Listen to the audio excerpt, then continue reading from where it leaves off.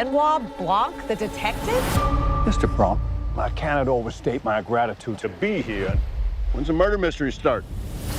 Welcome into the first box office QBs of 2023. I am Jeff. That's Gerald.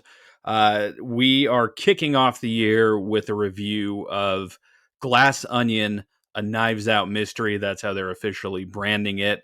Gerald, I'm very excited to talk about this movie. Very excited to talk to you as always. So, what were your initial thoughts here?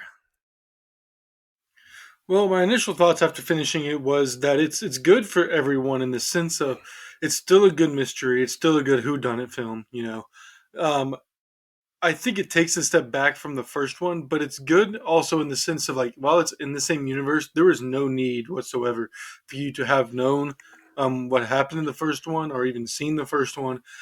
So it's in that same universe kind of idea, but like it's in similar themes and stuff, but it's also very different in a standalone kind of deal.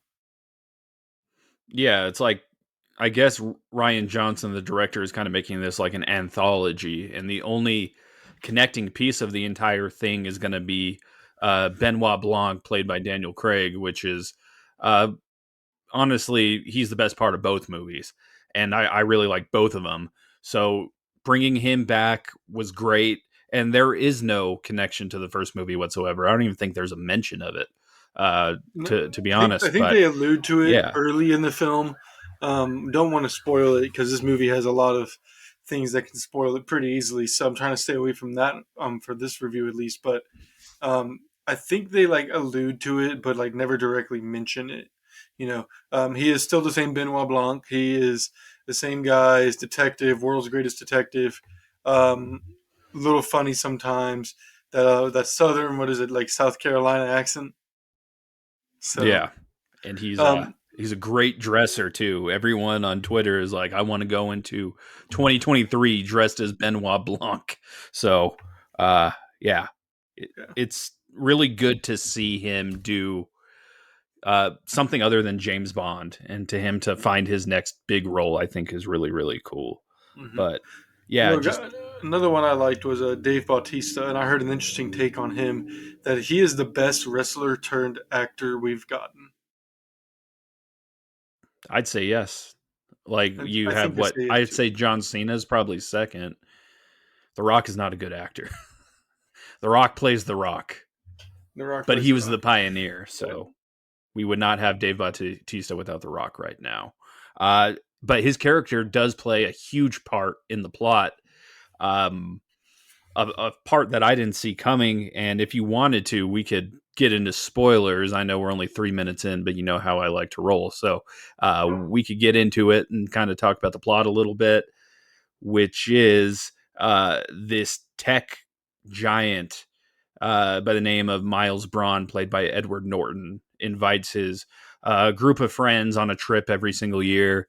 This time, he invites them to this private kind of oasis in Greece where they have to solve a murder mystery, and they end up having to solve a real life murder, which uh, none of them except for one person saw coming. So, I really like this setting. I like the setting a lot more, I think, than the first movie. See, I think this one is interesting because it takes place during the pandemic. They acknowledge the pandemic. It's going on actively when this film takes place. And it very much wants to be a 2023 movie with like the 2023 humor. The I think Edward Norton's character is very clearly supposed to be like a mirror to like an Elon Musk type or something like that. A big energy CEO trying to do whatever he can to push the world to new limits and stuff. Um, and I think it's also just a little unbelievable. I know I'm saying that coming away. It's just like there were parts of it that were a little unbelievable for me. For instance, having the Mona Lisa in a home. I know he was rich, but that just seemed a little bit crazy. But Yeah. there's some things like that. But it was it was interesting to say the least. The story, the Yeah. mystery itself, to me, whenever they reveal what actually happened, um, that was worth the entire movie for me. Yeah, the twist that came was great, and the twist is, well, Dave Bautista's character gets murdered about halfway through by drinking something, and you don't know what it is. He just starts coughing and everything, and then it's revealed that Miles Braun was the guy behind it. And this whole time, you thought Miles Braun was the guy that was going to get killed. Mm-hmm. Like, it was so foreshadowed the entire time. But he switches out Dave Bautista's drink. He has dirt on all of these people, like Kate Hudson's character, Janelle Monáe, who's the best character in this movie, was his partner creating that company way back when at the Glass Onion Bar, and that's where the whole title comes from and everything. But what did you think about him being revealed as the killer? Edward Norton's character being revealed, to me, it Yeah. was the only one that made sense. Um, Everybody kept talking about, like Benoit Blanc kept talking about like motives and who has the motive, and every one of them had a motive, but he also had a motive for everybody else. He is the one thing everybody Yeah. else had in common. And to me, it made sense because the other ones, though they were afraid to stand up to him, it never seemed like any of them were willing to like hurt each other to continue their progress. They were willing to hurt themselves and do whatever he wanted, but not the other way around. And so whenever Edward Norton was revealed as the killer at the end, I was like, it makes a lot more sense than any of the other theories going through my head throughout the time. But what about you? Honestly, I thought it was almost everybody in the cast as the killer up until that was revealed. Like, I thought Andy Brand was too obvious. Janelle Monáe's character, and she plays twins in this, which is obviously a spoiler. But I thought she was too obvious the way they introduced her. I thought it was Dave Bautista's character for a while before he was going to get killed because of the whiskey angle. His girlfriend. I Yeah, I thought he definitely. was going to kill Brand. Yeah, I thought he was going to kill Brand because of that. And then I thought it was Kate Hudson's character too. I do love how stupid some of these characters are. Like, there's that big twist where they're like, Miles is just an idiot. He's just one big idiot, and it's so stupid. And they're like, wow, but he's kind of a genius. No, he isn't. He all kind of fell into this whole plot. I like that. I like the little clues sprinkled like throughout the thing where Dave Bautista, uh, Duke tells hey, you almost pancaked me in that car that one time, and that's a big clue towards the end. So there's a lot of things in there that I really liked. And even like when I was watching my first watch around, me and Emily were watching, and I saw, Edward Norton go over to Dave Bautista to sit down, and I saw Bautista. It's real quick. It's a quick flash frame, but you see Bautista grab the wrong cup. And at first I was like, hey, you got the wrong cup. And then like 2 seconds later, he starts choking and dying. I didn't think anything of it for a few minutes there. But then like 20 minutes later, I was like, wait a minute, this guy may have just killed Dave Bautista. So, but like, I think that's Yeah. also what adds to the rewatchability of these films, because not a lot of films nowadays have great rewatchability. We live in a world, and me and you love this world with the MCU though, and there's 30 movies in a series, and it makes it hard to want to rewatch one by itself because there are a lot of moving parts in these films nowadays. So with this Yeah. one though, like it's not a huge universe. It is technically a universe, but it's really not, and it's easy to follow and easy to rewatch and pick up on things you hadn't seen before without having to watch another 6 hours of content. Yeah, I am definitely on board for this series. I think you could do 6 of these movies and I wouldn't get tired of them. Mm-hmm. Just because you could keep changing out the cast and put a bunch of different characters around uh, Daniel Craig and Benoit Blanc. And that's what I really love about it. I would say it might be my favorite series outside of the MCU. One scene, though, I guess yeah.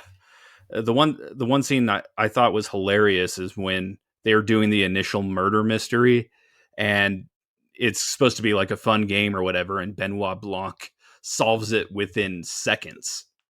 Yeah, Like, he's like, the crossbow is over here. you're gonna blame Kate Hudson. Yeah, I just Yeah. that felt a little that was one of the scenes to me where it felt like they were trying to make it too 2023-ish, if that makes sense. It was just like it was too much of it was almost too much. It didn't feel like it was hugely into Benoit Blanc's character, at least from what we know in the first film. Um, and like I don't know, it just felt a little out of place. And also, it was I just had secondhand embarrassment, really bad secondhand embarrassment. Yeah.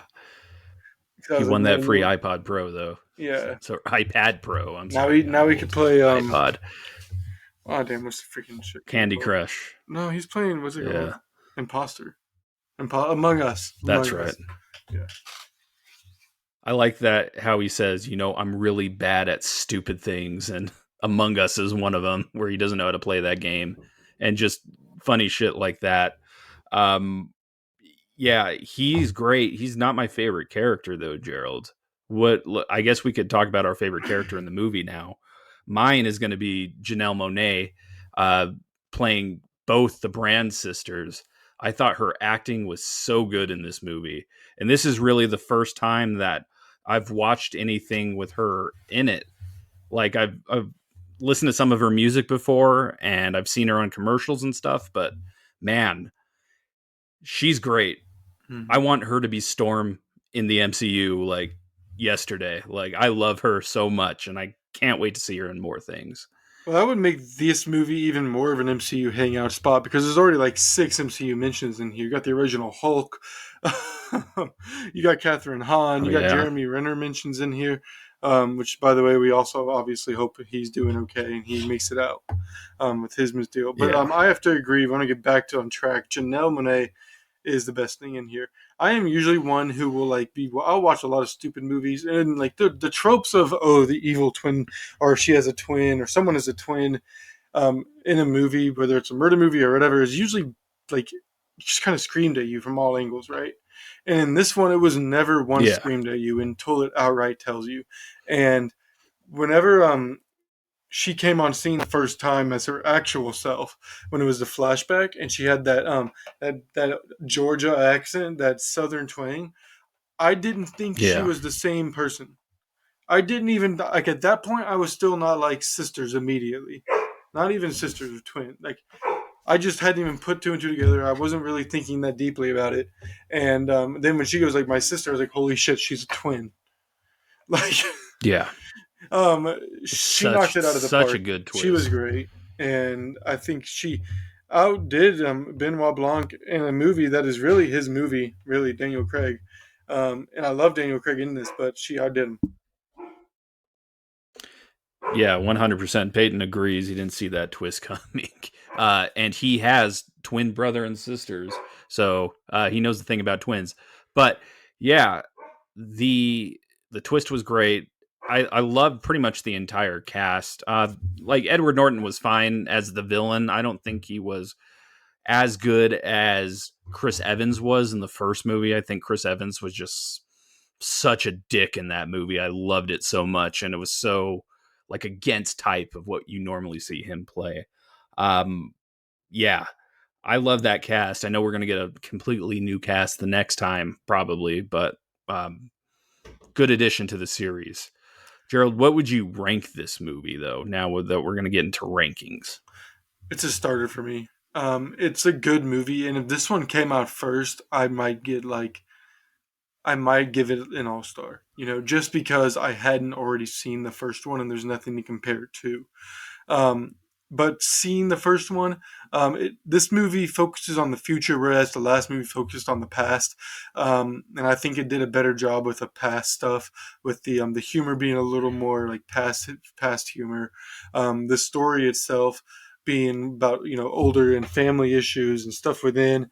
And I feel like we learned more about those characters, every single one of them, than we did any of the 5 friends.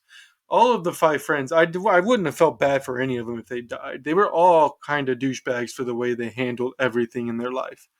Yeah. And they all kind of fell for a very obvious scam artist. There was nothing about me that felt bad about somebody being left out of a family will or anything like that. And like you said, I think the villain was a lot better in the first one.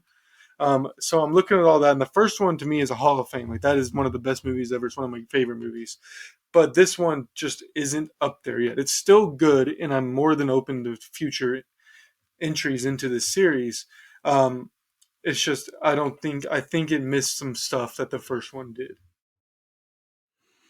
Yeah, I could definitely see that. My hot take of this episode is I like it better than the first movie, which is crazy to a lot of people You online. just said the villain It's was not a better. Hall of Fame.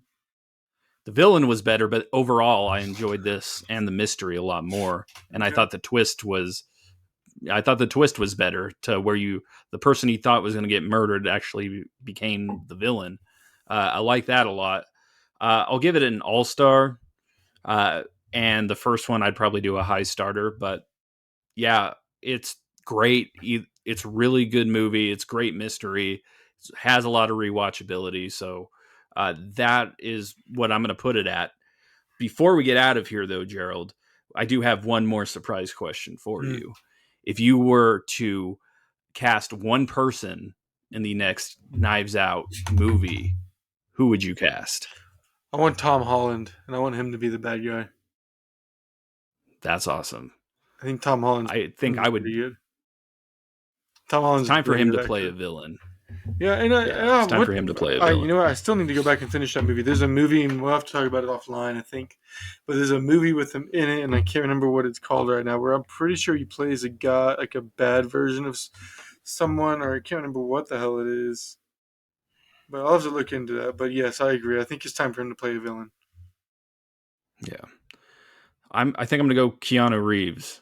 I kind of want to see him in one of these movies because I don't think he would necessarily be a bad guy, but I think he would be someone that would throw you off a trail or something like that. So that's who I would cast.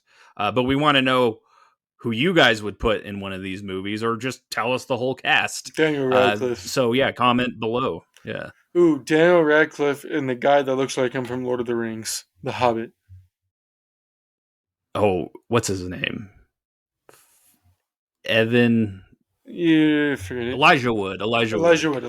Daniel Radcliffe, and then you get all the Peter Parkers, and you just put them in one place, and that way, God, all the Peter Parkers would be great in this. Yes, but I think I'm just being a nerd though. We do nerd shit stuff. That's what we do. Wrong week. Yeah. Anything else you want to add though before we get out of here? No, I'm about to win my fantasy championship though, so let's go. All right, we got to get Gerald offline here so we could watch that. Yeah, I'm Jeff. He's Gerald. This has been another edition of Box Office Quarterbacks. Like and subscribe. Visit our website, boxofficeqbs.com. We got a new article up on the rise of Kumail Nanjiani by our good friend Ahmed. Follow us on social media. We will see you guys very, very soon.